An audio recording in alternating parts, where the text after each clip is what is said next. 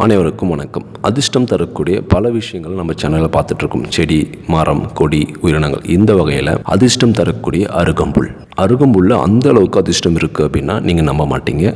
நான் உங்கள் சீனிவாசன் தமிழ்ச்செல்வி மணி. அதிர்ஷ்டம் தரும் அருகம்புல்லில் என்னென்ன விசேஷங்கள் இருக்குது அப்படின்னு இந்த வீடியோ தெரிஞ்சுக்கலாம். வீடியோவை ஸ்கிப் பண்ணாமல் பாருங்கள்.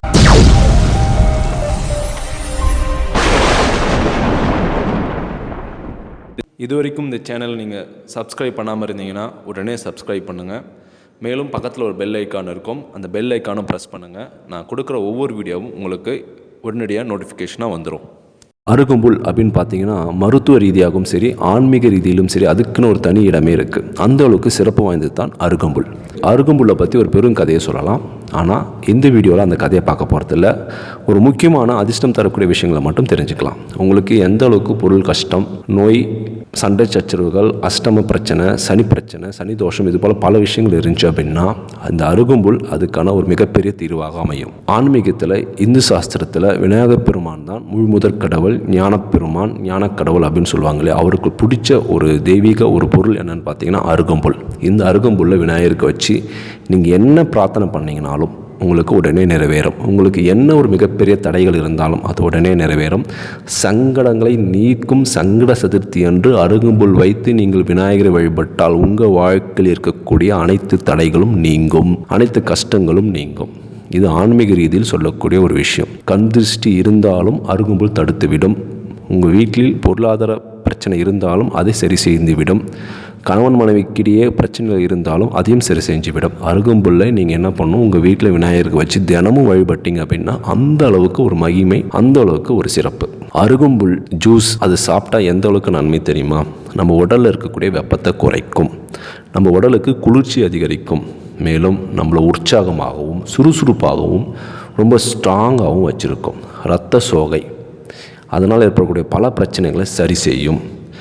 வயிற்றில் ஏதாவது புண்ணு இருந்துச்சுன்னு வச்சிங்களேன், அதை சரி பண்ணும். ஆங்கில மருந்து அதை நம்ம எடுத்துக்கிட்டோம்னா அதனால் வர சைடு எஃபெக்டை குறைக்கும். சர்க்கரை நோயை சமநிலைப்படுத்துவதற்கு உறுதுணையாக இருக்கும். சளி, ஆஸ்துமா, இரும்பல் போன்ற விஷயங்களை சரிப்படுத்தும். உடம்பை ஹீட்டை குறைக்கும் அப்படின்னு நான் சொல்லிட்டேன். அதனால் மலச்சிக்கல் ஏற்படக்கூடிய பிரச்சனைகளை இது சரி செய்யும். புற்றுநோய்க்கு ஒரு சிறந்த மருந்தாகவும் இது இருக்குது. உடல் பருமனை குறைக்க நம்ம பல விஷயங்களும் செய்கிறோம். இதில் அருகம்புல்லுடைய பங்கு மிகப்பெரிய பங்கு. உடல் எடையை குறைக்க இது மிகவும் உறுதுணையாக இருக்கும்.